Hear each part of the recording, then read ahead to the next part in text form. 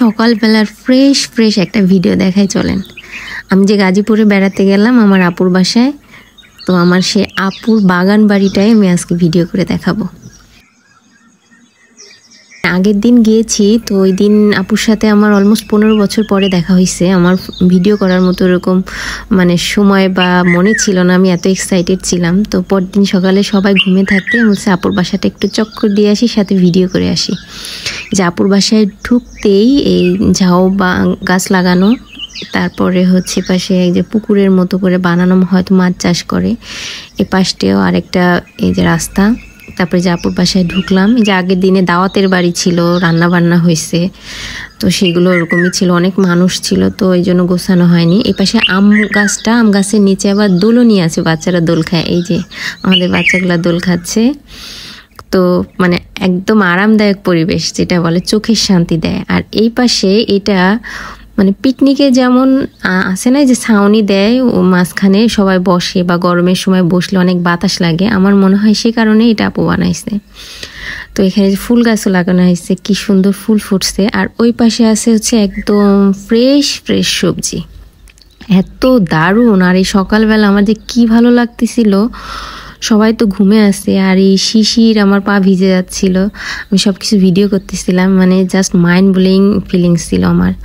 যে আপু মরিচ গাছ লাগাইছে, হচ্ছে এগুলা মাত্র। তারপরে যে শিম গাছ, একদম ফ্রেশ ফ্রেশ এই সবজি, অনেকগুলা সবজি আপু আমাকে ব্যাগে করে আসার সময় জোর করে দিয়ে দিছিল, আমরা নিতে চাইনি, তারপর আপু দিয়ে দিছিল। আমরা বাসায় নিয়ে এসে অনেকদিন রেখে খেয়েছি। ওই পাশে আখের ক্ষেতও আছে, ইন্দোনেশিয়ান আখ লাগিয়েছে আপু, এত সুন্দর নরম ফ্রেশ খেতে, আর কি যে মিষ্টি।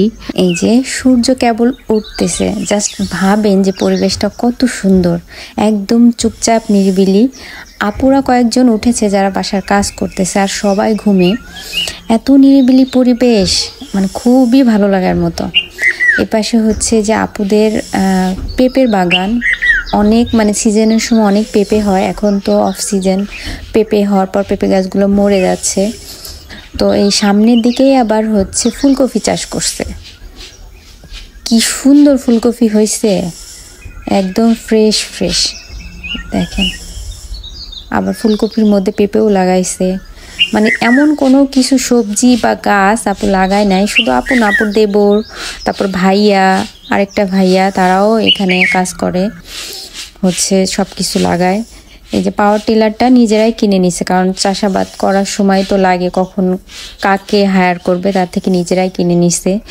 এই যে আপুদের হচ্ছে মাটির ঘর, আপুর যখন বিয়ে হয় তখন আমি আসছিলাম, তো ওই সময় এই মাটির ঘর আরও বড় ছিল, আরও কয়েকটা ছিল, সেগুলো ভেঙে ওই পাশে এখন বিল্ডিং করছে।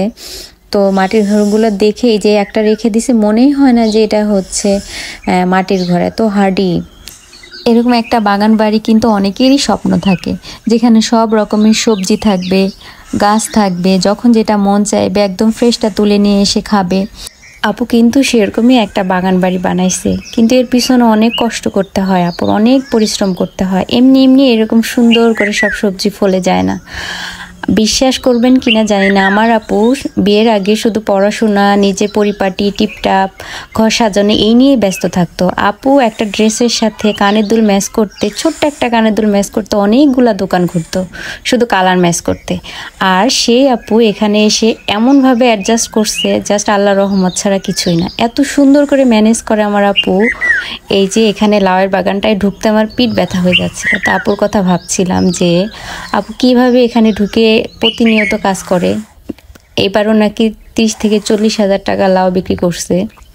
বাসায় এসে এই ফ্রেশ লাউগুলা নিয়ে যায়, কোথাও যেতেও হয় না। তো সব কিছু সামনে থেকে দেখলে তো কত ভালোই লাগে, কিন্তু পিছনে পরিশ্রমটাও তো অনেক বেশি। আপু ব্যাগ ভরে ভরে সবাইকে যেমন দিয়ে দেয়, আল্লাহ গাছ ভরে ভরে তেমন আপুকে ফলন দেয়। মাশাআল্লাহ, আল্লাহ আমার আপুকে সুস্থ রাখুক, অনেক বেশি শক্তি দেখ এরকম কাজ করার। দেখা হবে অন্য কোনো ভিডিওতে। আল্লাহ হাফেজ।